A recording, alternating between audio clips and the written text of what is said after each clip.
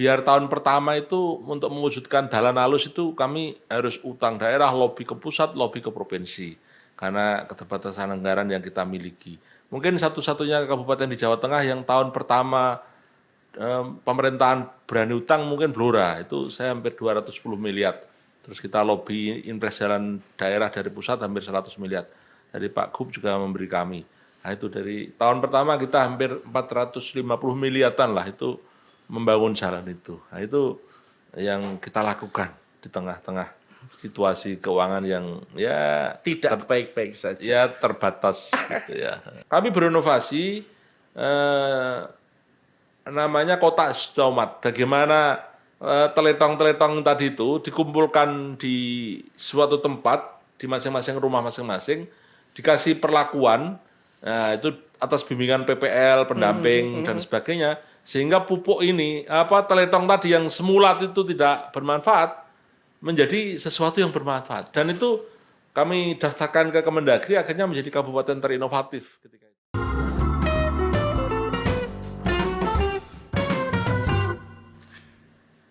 Baik, selamat pagi. Assalamualaikum warahmatullahi wabarakatuh. Ketemu lagi dengan saya, Ibnu Taufik Juarianto, tuan rumah ruang Pemretnya Tribun Jateng. Hari ini saya kedatangan tamu istimewa Bupati Blora, Bapak Dr. Arif Rohman. Yang tampaknya jet lag ini Pak, dari Jakarta Pak. Aman Mas Ufi. Ya. Aman Pak? Aman. Apa kabar Pak? Baik? Alhamdulillah baik Mas Ufi. Baik, ini saya harus membuat beberapa pertanyaan yang kayaknya merosting Pak Bupati. Gini Pak, kalau bicara Blora, ini Pak Bupati ini kayaknya kok sangat masif. Bangun jalan. Bahkan saya sempat nulis kan, Pak Bupati ini tukang ukur jalan sama ngumpul ketelek gitu kira-kira. Apa landasan berpikir yang membuat Pak Bupati itu fokus pada jalan, Pak? Jadi kami kebetulan alhamdulillah sudah periode kedua ya. Ya. Untuk Bupati, saya sebelumnya Wakil Bupati, jadi kita dalam membangun ini harus mengikuti apa yang menjadi kemauan dari masyarakat. Apa yang menjadi kemauan rakyat itu seperti apa. Dan ini basisnya tidak, istilahnya basisnya survei, basisnya serap aspirasi masyarakat.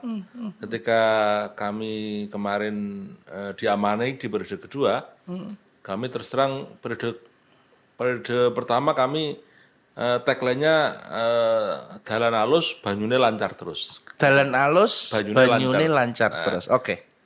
Dan alhamdulillah di periode pertama kita sudah membangun dengan skema utang macam-macam.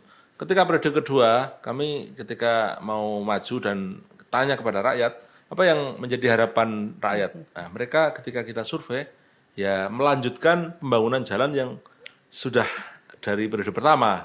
Sehingga alhamdulillah kami dipercaya hampir 83%-an lah masyarakat Blora untuk melanjutkan janji kampanye periode pertama. Dan itu ya orang masih berharap dalan halus, lampune padang, gitu pokoknya ini menjadi maunya rakyat. Nah, oleh karena itu saya ketika diamanai di periode kedua, karena pengalaman periode pertama kami sudah hutang pinjaman daerah, periode kedua kami memberanikan diri untuk melakukan upaya biar tahun pertama itu untuk mewujudkan dalan halus itu kami harus utang daerah, lobby ke pusat, lobby ke provinsi. Karena keterbatasan anggaran yang kita miliki. Mungkin satu-satunya kabupaten di Jawa Tengah yang tahun pertama pemerintahan berani utang mungkin Blora. Itu saya hampir 210 miliar. Terus kita lobby impres jalan daerah dari pusat hampir 100 miliar. Dari Pak Gub juga memberi kami. Nah itu dari tahun pertama kita hampir 450 miliaran lah itu membangun jalan itu. Nah itu yang kita lakukan di tengah-tengah situasi keuangan yang ya tidak baik-baik saja. Ya terbatas gitu ya. Jadi artinya itu memang apa yang diimpikan masyarakat Blora rata-rata jalan. Bahkan ada semacam saya tanya kepada rakyat, Pak Bupati, saya itu milih jenengan, saya jadi rakyat jenengan itu yang saya harapkan dari pemerintah itu ya bagusi jalan Pak. Karena kalau saya tidak bisa makan itu, saya itu bisa minta saudara saya atau minta siapalah. Tapi kalau jalannya rusak, saya minta siapa kalau tidak kepada pemerintah gitu loh. Makanya itu yang efeknya luar biasa dari pembangunan infrastruktur jalan ini dampaknya yang dirasakan masyarakat itu sangat luar biasa, Mas. Ya, ya, itu membuka banyak peluang baru begitu Pak ya. Betul. Termasuk mungkin barangkali akses ekonomi juga terbuka. Oh ya, jadi dulu daerah Blora Selatan itu sebelum Jalan Randu Blatung Getas sampai Ngawi itu dibangun, itu di situ kan basisnya jagung. Jadi daerah pangan kan. Harga jagung ketika panen raya itu pasti jatuh karena jalannya jelek.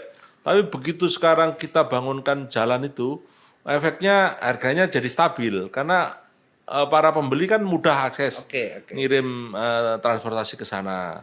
Termasuk harga tanah langsung naik juga, Mas.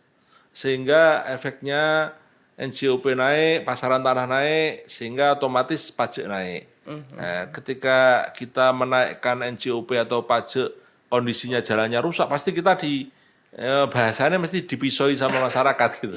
Tapi kalau kondisinya baik, mereka sadar diri. Pak, jalan saya udah bagus, pasaran tanah di sini naik, NJOP naik, appraisalnya naik. Kalau saya mau sekolahkan sertifikat saya kan di bank otomatis kan naik juga kan itu. Nah, itu. Jadi, membuka banyak peluang hanya dari sesuatu yang sederhana dan itu menjadi kebutuhan yang diharapkan masyarakat Blora, yaitu jalan. Tadi Pak Bupati mengatakan nekat sampai hutang-hutang dan sebagainya itu. Ya karena kita istilahnya kalau kemampuan anggaran kita kan sudah dihitung, di appraisal juga oleh perbank yang mau minjami kita. Kan bisa dari, saya kebetulan dengan Bank Jateng ya, bisa juga dari SMI atau skema yang lain. Taruhlah kita itu dalam 4 tahun pemerintahan itu secara normal, setiap tahun itu bisa nganggarin untuk jalan itu 50. Daripada di istilahnya diincrit-incrit, taruhlah setahun ini 30. Lebih baik dipadatkan di awal yang efeknya kan langsung kita rasakan selama 4 tahun, 5 tahun. Nah, mereka yang mau minjami kan ketika periode awal saya 150, mereka udah ngitung kemampuan fiskal kita. Oh, Blora ini kemampuan fiskalnya mampu dihutang itu sekian. Nah, ketika daripada tadi ini dimampatkan jadi satu, Mas. Dibangun di awal yang efeknya itu kan dirasakan langsung. Betul. Harusnya 50 tapi jadi 450 dimampatkan di awal. Iya, di awal daripada nanti diinjit-injit setahun pertama, 2, 3, 4. Nah, ini dibangun di tahun pertama sehingga efeknya itu tadi ekonomi bergerak, pelayanan pendidikan juga jadi baik, investasi juga tertarik. Termasuk juga orang mau berobat dulu ketika jalannya jelek itu mereka ke akses kesehatan itu harus berjuang. Sekarang dengan jalan yang baik ini kan memudahkan semuanya. Iya. Oke, jadi jalan menjadi pembuka jalan banyak hal sampai hutang dan sebagainya. Baik. Yang kedua Pak, ini juga masuk dalam tulisan saya. Ini Pak Bupati ini tukang ukur jalan sama ngumpul ke letong. Tapi itu letong itu tentu dalam konteks konotasi Pak Bupati juga ingin mengkrit Blora ini menjadi kabupaten organik. Iya, betul. Apa Pak cerita di Jadi balik itu? kita membangun juga berbasis potensi, Mas Abi ya. Kami itu kabupaten di Jawa Tengah yang populasi sapi kami itu terbesar, 280.000 ekor. Nah, itu populasi terbesar kedua se-Indonesia juga setelah Madura kelihatannya. Dari situ kami melihat kebiasaan warga kami itu ketika jadi populasi segitu itu rata-rata di desa itu mereka punya sapi 2-3 ekor. Yang mana selama ini teletongnya itu dianggurke aja. Istilahnya dibuang, tidak dikasih perlakuan. Akhirnya kami berinovasi namanya kotak stomat. Bagaimana teletong-teletong tadi itu dikumpulkan di suatu tempat di masing-masing rumah masing-masing, dikasih perlakuan, nah, itu atas bimbingan PPL, pendamping dan sebagainya, sehingga pupuk ini teletong tadi yang semulat itu tidak bermanfaat menjadi sesuatu yang bermanfaat. Dan itu kami daftarkan ke Kemendagri, akhirnya menjadi kabupaten terinovatif ketika itu. Ya. Hanya dari letong. Dari letong, karena itu tadi berbasis potensi, sehingga kami juga mengarah potensi ini untuk nanti hilirisasi ke pertanian. Jadi letong itu tadi, kita tahu kondisi tanah-tanah kita ada yang rusak dan sebagainya, harus digemburkan kembali. Nah, dengan tadi letong tadi itu, akhirnya mengarah untuk basis pertanian organik. Nah, itu. Iya, Jadi iya, iya. dari sesuatu yang mungkin tidak bermanfaat, ternyata juga bisa menghasilkan sesuatu yang bermanfaat. Yang menyuburkan bumine Gusti Allah itu kan sesuatu yang saya kira akan bermanfaat gitu. Pak, untuk mencetak yang organik itu apakah semua kawasan atau Pak Bupati? Saya semua saya perintahkan di semua desa, di semua kecamatan, PPL kami itu bahkan kami bikin award ya tingkat kabupaten untuk petani milenialnya, untuk Babinsa kami ajak juga, untuk TNI ikut, terus kemudian PPL, semua stakeholder lah, ini kita libatkan agar memanfaatkan potensi ini termasuk pekarangan rumah. Ini saya kemarin baru launching gerakan ASN kami 11.000, saya minta mereka berkreasi untuk bikin semacam tanaman entah itu cabai, sayur dan sebagainya untuk ditanam di halaman. Semua kantor saya minta nanti memanfaatkan halamannya. Semua sekolahan juga sama. Kita minta untuk mendukung program ketahanan pangan dari Bapak Presiden ini. Memanfaatkan ruang-ruang yang masih bisa dimanfaatkan untuk muaranya mendukung program ketahanan pangan. Sampai ada unggulan beras organik yang dari Blora itu? Betul, kami juga membina beberapa kelompok termasuk ormas-ormas juga. Ada NU, Muhammadiyah, LDI untuk kita ajak berpartisipasi bagaimana kami ingin Blora ini menjadi kabupaten organik, mempelopori itu. Sehingga dari nilai tambah sendiri, harga dari padi organik ini kan agak bagus Mas ya. Nah, ini dan juga baik untuk kesehatan. Nah, ini kita pengen menggelorakan ini sehingga nanti mimpi kita dari potensi yang ada menghasilkan organik yang nanti bermanfaat untuk masyarakat. Iya. Saya pernah dapat oleh dari Pak Bupati itu, beras organik dari Blora. Berikutnya Pak, potensi Blora adalah migas. Ya. Tapi sebelum ke situ, saya ingat betul Pak, dalam liputan kawan-kawan di lapangan beberapa waktu yang lalu adalah inovasi Pak Bupati untuk melakukan digitalisasi parkir Pak. Yang itu membuat ada peningkatan PAD. Tidak signifikan, tapi kalau itu dilakukan secara masif, tentu signifikan Pak. Dan itu menjadi contoh nyata begitu. Apa Pak Bupati yang bisa disampaikan? Jadi kita eranya ini kan sudah menuntut untuk era digital ya. Nah, kami lihat pasar kami itu kan sehari sekian pengunjung yang selama ini parkirnya manual pakai karcis. Ternyata menurut kami lakukan riset penelitian, angka kebocorannya sangat tinggi. Betul. Nah, akhirnya kita putuskan dengan digital, kita kasih pelang, terekod semua kendaraan yang masuk berapa. Ternyata 1 tahun ini belum ada 1 tahun ya kemarin itu. Dari mungkin biasanya kita 1 tahun tidak sampai 1 miliar, itu meningkat sampai 7 miliar. Nah, itu baru 1 pasar ya.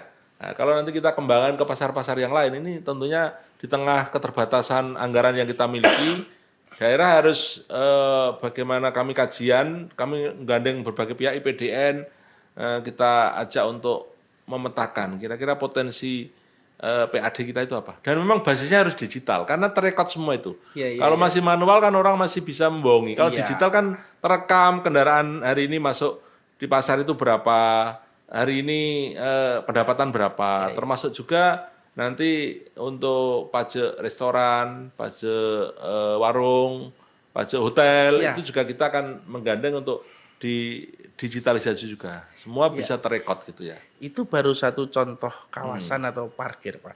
Kalau itu diberlakukan masif, begitu luar biasanya Pak peningkatan PAD dari termasuk Blora, gitu. Saya kemarin ke rumah sakit juga. Rumah sakit selama ini kan pengunjungnya banyak. Nah, ternyata juga mampu untuk menyumbang PAD lewat belut itu lumayan signifikan juga. Betul. Nah, termasuk nanti perkantoran yang ramai kayak mall pelayanan publik ini kami minta untuk parkirnya lah. Mulai dari hari terkecil dulu. Baru melangkah mungkin ke hal-hal yang lain. Kami juga menggandeng APH kayak kejaksaan, saya minta juga bantu kita untuk sosialisasi ini. Ini kan nantinya saya kira mampu untuk muaranya akan dikembalikan untuk membangun daerah lewat lewat PAD. Ya apalagi ini kan situasi keuangan fiskal Iya, kita ini kan tidak betul. baik-baik saja. Berarti Iya. inovasi di tingkat daerah mesti ditingkatkan. Iya, Dan kami- Blora sudah melakukan itu. Iya, kami kemarin dipanggil oleh BPK Jawa Tengah. Hah? Mereka memberi apresiasi juga dan mendukung ini. Jadi inovasi yang sebenarnya tidak memberatkan masyarakat. Betul. Karena kami survei ke pedagang pasar itu dulu ketika dia belum ada parkir digital ini, itu sehari bisa kan dia dari sini ke sana bisa 10.000. Sekarang kan Satu masuk pintu sekali masuk. hanya 2.000, Iya. menghemat sebenarnya. Bagi masyarakat hemat, bagi pemerintah masukannya jelas. Iya. Ya.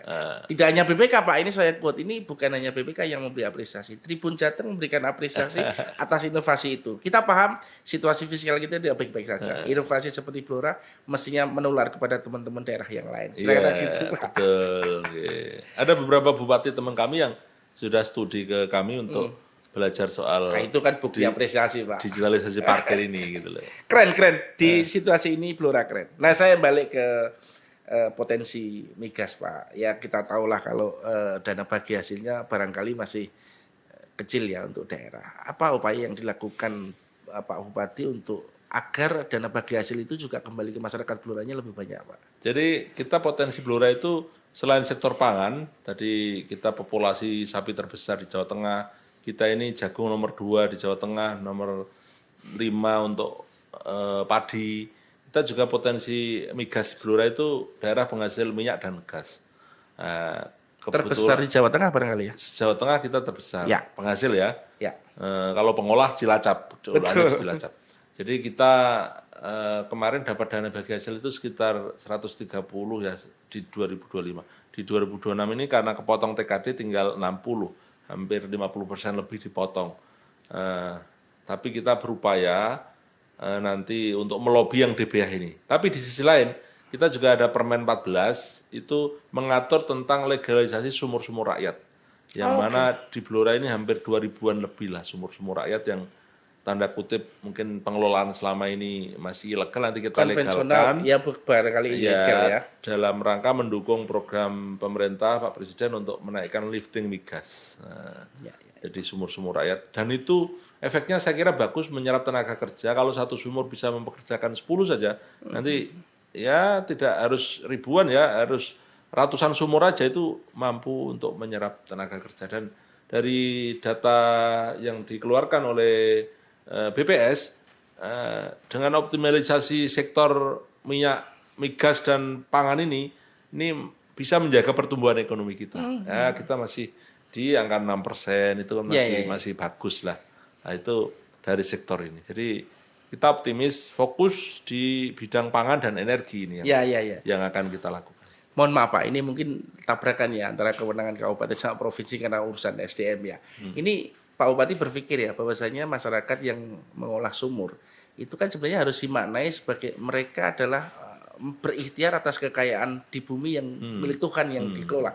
Ini mau gambarannya ke depan gimana Pak? Apakah tadi muncul wacana dilegalkan atau paling tidak dibina agar itu menjadi lebih nyaman atau gimana? Iya, jadi Pak Menteri SDM Pak Bahlil ini kan mengeluarkan Permen 14 ini, yang mana potensi-potensi di daerah di Jawa Tengah ada beberapa kabupaten ya yang punya potensi sumur minyak ini. Ya kita tetap berkoordinasi dengan provinsi, tapi bagaimana mereka selama ini kan mungkin kucing-kucingan ya, karena ngebornya itu nggak legal lah, ini kita legalkan dan kita bina, yang mana mungkin selama ini dia jualnya ke black market, nanti dijual ke Pertamina, sehingga liftingnya ini tercatat gitu kan. Nah ini dan juga pendampingan kami juga nanti dari sisi lingkungan ini bisa memantau.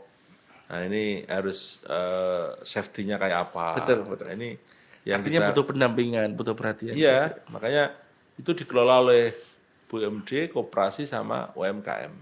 Nah, dari situ kami harap nanti bisa menggerakkan ekonomi yang ada di Blora. Saya lagi-lagi harus apresiasi, harus quote ya. Saya pernah tugas di Bangka Belitung Pak, di mana juga mereka banyak penambang timah yang mungkin ilegal.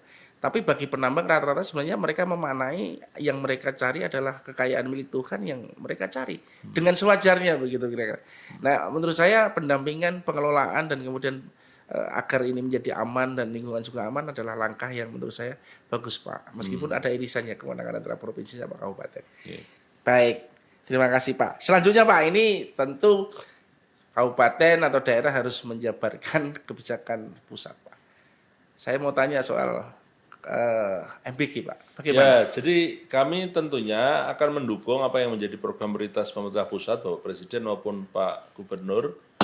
Kalau di provinsi Pak Gubernur tahun 2026 ini penekanannya di sektor pangan, dan alhamdulillah sudah kita lakukan. Ya. Untuk sektor yang dari pusat, kita mendukung kaitannya program-program prioritas Bapak Presiden ini kan MBG, terus kemudian ada Kopdes Merah Putih, ada sekolah rakyat. Nah, ini termasuk perumahan untuk masyarakat. Nah, ini kaitannya MBG ini kami kemarin sudah berkoordinasi baik dengan BGN Pusat maupun dengan Agrinas yang menangani Kopdes Merah Putih.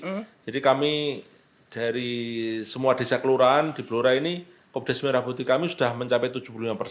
Nah, kita mau bikin sistem yang mana nanti keberadaan MBG ini kan setiap hari membutuhkan bahan baku seperti hanya beras, telur, mungkin lele, mungkin daging, mungkin sayur mayur dan sebagainya. Nanti ini akan dipasok oleh Kopdes Merah Putih. Nah, ini. Jadi usaha dari Kopdes Merah Putih ini nanti kami minta untuk memenuhi kebutuhan dari SPBG yang ada ini. Kami ada sekitar 70 SPBG, mana nanti akan kita petakan, umpamanya SPBG ini tolong dipasok dari desa sekitarnya atau wilayah sekitarnya. Sehingga ekonomi juga bergerak juga. Jadi tidak perlu ngambil dari luar-luar sana. Rotinya kalau perlu UMKM, ibu-ibu memproduksi roti untuk program MBG ini gitu. Termasuk juga saya petakan sampahnya. Ini kan dapur-dapur SPBG ini kan menghasilkan sampah setiap hari. Nah, ini harus diolah biar menghasilkan sesuatu. Ada yang sampah organik kayak sayur macam-macam itu nanti di desa itu saya bikin usaha seperti peternakan kayak bebek atau apa, yang itu nanti menghasilkan telur. Nah, itu. Jadi mencoba kita petakan bahwa program ini kita sukseskan, tapi harus berdampak pada ekonomi lokal, pertumbuhan ekonomi yang ada di daerah. Kalau saya sederhanakan berarti Pak Bupati ini mencoba mensinergikan antara program MBG, Koperasi Desa Merah Putih, agar ini saling mengisi. Iya, saling mengisi. Biar semua kekuatan itu muncul dari Blora sendiri, bukan dari kapasitas lain. Oke. Kita menghasilkan beras, berasnya juga harus ngambil lokal situ gitu loh. Nah, gitu. Jadi ini yang mutualisme, tapi program pemerintah pusat nanti bisa kita sukseskan, kita jalankan ini. Nakal-nakal juga nih Pak Bupati. Enggak. Kan saya konsultasi ke Agrinas, boleh itu sangat. Dan sangat didukung. Jadi, artinya bagaimana memaksimalkan potensi Blora itu terserap di program-program itu kan. Betul. Itu multiplier ekonominya juga jalan di situ. Ambil juga kita ke SPBG ini juga harus menekankan mutu. Istilahnya makanannya, saya kemarin keliling di beberapa, harus menjaga mutu, kualitas. Kalau perlu anak-anak ini order. Nah, besok saya mau dimasakin menu ini atau menu ini. Nah, itu SPBG harus bisa melayani itu. Kalau SPBG tidak memenuhi standar itu, saya tegur nanti. Kita ini sama Pak Presiden sudah ditekankan bahwa ini untuk harus bergizi dan sebagainya. Kalau ada yang under spec, nanti akan kami kasih peringatan. Dan kami laporkan ke BGN Pusat, ini loh, SPBG yang tidak memberi contoh yang baik. Nah, itu. Pak Bupati punya jangkauan ke situ? Iya, nanti kami akan bentuk satgas. Kebetulan gitu. Ketuanya Bu Wakil Bupati, saya sebagai pembina untuk ini, memantau ini. Kita bikin aduan, dan nanti saya sampai tingkat kecamatan. Nanti camat, Forkopimcam, saya libatin untuk satgas ini. Untuk memantau ini bahwa ini pemerintah sudah menganggarkan ini, harus tepat sasaran. Harus istilahnya sesuai dengan ketentuan spek yang ditentukan. Itu kan harus diawasi, dimonitor. Bahkan nanti seluruh SPBG harus punya medsos. Istilahnya diunggah, hari ini saya menunya ini. Biar publik tahu juga. Orang tua tahu juga, anak saya itu makan ini. Dan itu nanti saya wajibkan untuk semua SPBG memberi istilahnya testimoni ke anak-anaknya, gimana menu hari ini, kurang apa dan sebagainya. Nah, ini. Jadi keterlibatan masyarakat, keterlibatan publik ini kita libatkan untuk program ini gitu. Berarti orang cul-culan gitu istilahnya. Enggak, nggak cul-culan. Dan itu harus ada pemantauan kan. Nah, nanti kita buat sistem bagaimana kabupaten dari 70 SPBG ini kita bisa awasi. Oh, hari ini ada komplain dari masyarakat enggak? Dan kita buka ruang aduan. Nah, ini kalau ada yang inisiasi Pak Bupati juga. aduan MBG. Jadi, oh Pak, hari ini menunya begini Pak, tolong komplain kami ya. Ini langsung kami teruskan ke Satgas, Satgas langsung turun menegur ini. Iya. Rasanya kepedulian pemerintah daerah, utamanya Pak Bupati langsung terkait dengan program-program nasional ini juga perlu dilakukan, biar tidak terjadi juga berita-berita masif kayak kecelakaan, keracunan massal. Kalau pemerintah daerah intervensi, ikut terlibat bahasanya kita harus hadir, betul. Hadir di program itu gitu. Itu tidak cul-culan gitu kan. Tidak cul-culan. Selain menjamin keamanan, juga sebenarnya bisa mengakselerasi potensi daerah pada Iya, situ kan betul. sebenarnya. Baik, Pak Bupati ini pertanyaan apa lagi yang? Oh ini Pak, terkait dengan Pak. Kayaknya sebuah daerah kalau tidak ada investor, tidak ada industrialisasi juga pengungkitnya menjadi kekurangan. Apa yang dalam pikiran Pak Bupati saat ini? Jadi kami masih punya mimpi Mas Hafi, bagaimana Blora ini kan sebenarnya punya potensi energi, dalam hal ini gas ya. Jadi seperti kita tahu, saya kemarin ke KITB Batang, kebetulan Mas Faiz Bupati Batang teman saya tanya, ini gasnya dari mana? Ternyata dialirkan dari Blora. Tambak Lorok ini di Semarang ini gasnya dari Blora juga. Tapi kawasan industrinya di Batang, di Semarang, gasnya dari kami. Makanya kami mengusulkan ini kepada Pak Presiden, tolong kami dibantu agar Blora ini ada kawasan industri. Karena kami keterbatasan lahan yang kami miliki. Separuh kami itu hampir separuh hutan. Nah, sehingga kami sedang mengajukan surat kepada Menteri Kehutanan agar melepas kawasan-kawasan hutan yang memang tanda kutip sudah nggak ada pohonnya, untuk dijadiin kawasan industri yang mana nanti investor ini kan kalau datang ke daerah kan yang ditanya pasti lahan. Ada lahan enggak? Saya quote Pak, ini ingat ya Pak Bupati ini minta alih fungsi lahan hutan yang memang sudah tidak ada pohonnya loh ya. Sudah nggak ada pohonnya. Dan itu sudah dilepaskan dari perhutani menjadi kawasan hutan dengan tujuan khusus. Itu kewenangannya Kemenhut. Ada sekitar 1.300 hektar. Ya kalau nggak bisa 1.300 ya minimal berapa ratus hektar dulu untuk kawasan industri. Karena banyak sekali Pak Gubernur kan mendorong bahwa Jawa Tengah ini menjadi provinsi yang ramah investasi. Nah, salah satunya syaratnya lahan. Karena kami kalau ada lahan kawasan industri itu nanti gasnya kan langsung bisa kami alirkan ke situ. Kita punya keunggulan punya gas itu gitu loh. Yang di daerah lain nggak punya gitu loh. Kebetulan kemarin ada salah satu investor, dia tertarik ke Blora karena gas ini. Itu ada kalsium karbonat. Bahan bakunya dari kabupaten sebelah, tapi dia karena kita punya gas, sehingga investasinya bisa kami tarik ke sini. Dan dia memang keluhannya, Pak Bupati kalau bisa menciptakan kawasan industri, saya akan bawa teman-teman saya untuk investasi di sini. Karena kita dalam melayani investasi ini, perizinan kita permudah, nanti kita kasih insentif dan sebagainya. Nah, tapi memang syaratnya harus ada kawasan yang nanti orang datang sudah, wah ini loh butuh sekian hektar, ini kawasannya, ini sarana prasarananya, ini gasnya, ini listriknya, sehingga mereka langsung bisa hadir dan apalagi kita berharap nanti industri-industri yang menyerap tenaga kerja, mungkin pabrik sepatu, pabrik apalah yang apapun karena kami punya keunggulan dari sisi UMR kami bersaing. Terus kemudian dari sisi skill atau kompetitif. Etos kerja masyarakat kami saya kira bagus. Nah, tidak ada cerita masyarakat Blora malas itu nggak ada. Ya, insya Allah petarung karena fighter. Biasa kalau rekoso kan karena tinggal di hutan dan sebagainya. Nah ini semoga nanti kita Blora permohonan kami untuk membuat kawasan industri ini bisa dikabulkan. Artinya Pak Bupati dengan mimpi industrialisasi di Blora itu butuh diskresi, butuh keleluasaan dari pengambil kebijakan di pusat untuk satu ketersediaan lahan dan lahan yang ada adalah kawasan hutan dan itu mesti ada kemudahan untuk alih fungsi itu. Kata kami izin itu karena kami kemarin ke Kepri belajar dari sana itu Pak Presiden mengizinkan kawasan hutan di sana dibuat kawasan. Ya, ya. Kalau Blora ada kawasan ekonomi khusus Ya. yang berbasis migas, pangan dan sebagainya, itu saya kira Melesat dahsyat sekali. Artinya menjadi pengungkit ekonomi Iya, Jawa Tengah bagian timur ya. iya, karena kita ini pintunya wajahnya Jawa Tengah bagian timur kan di Cepu Blora ini. Betul, betul, Nah, betul. Cepu kecamatan kami lah ini nanti kawasannya ada di sekitar Cepu. Ya, Dan ya, itu ya. nanti bisa menjadi wajah kita untuk Jawa Tengah di timur. Apalagi yang diminta Pak Bupati kan sebenarnya kawasan hutan yang sebenarnya sudah tidak ada pohonnya. Ya, jadi Ada 1.300-an hektar iya, yang kondisinya sudah ya kondisinya sebenarnya dialihkan untuk kawasan industri ini di pinggir jalan nasional lokasinya sangat strategis lokasinya. ya, ya, ya. Nah, ini tinggal nanti diskresi dari Bapak Presiden. Kami mohon izin untuk bisa diberikan sebuah kawasan industri.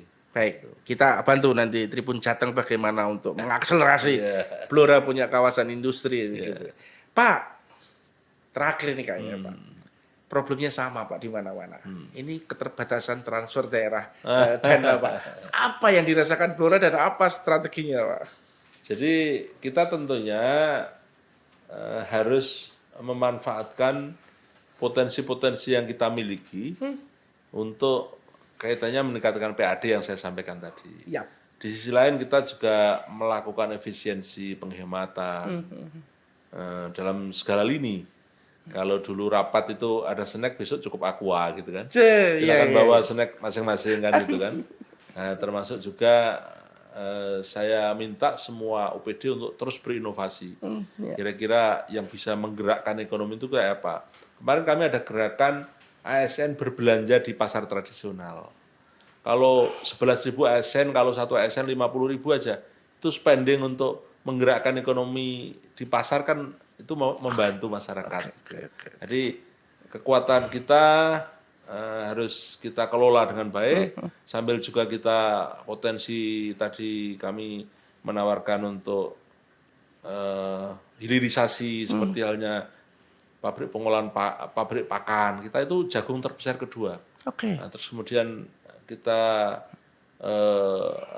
padi kami itu nomor 5 tapi yang dinikmati di Blora paling sekitar 20%. Yang lainnya keluar semua. Surplus berarti ya? Surplus. Nah, itu kalau bisa ada hilirisasi istilahnya selama ini kan begitu panen raya itu pedagang dari Jawa Timur macam-macam ya ngulak itu dari Jawa Barat ke kami. Itu kalau nanti bisa ada pengering, dryer, kita dengan Bulog nanti kerjasama itu. Jadi kita harus tangguh, kita harus bisa dalam situasi apapun pelayanan ke rakyat ini tetap utama. Jangan sampai kita kendor gitu kan. Nah, oleh karena itu saya mengajak seluruh ASN saya untuk pelayanan yang terbaik untuk masyarakat, efisiensi, potensi-potensi yang bisa kita gali yang tidak memberatkan rakyat. Nah, tentunya ini kita harus lakukan itu. Iya.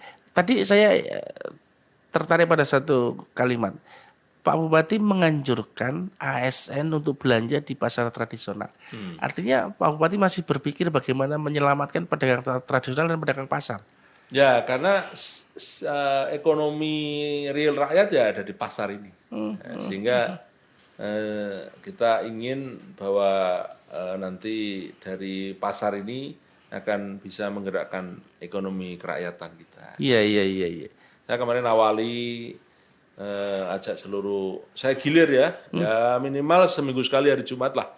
Nah itu bagaimana akan berbelanja di pasar ini, kami minta camat-camat nanti ngerakkan yang di tingkat kecamatan, dinas-dinas kabupaten yang pasar-pasar kami di daerah itu. Iya. Nakal juga Bupati ya.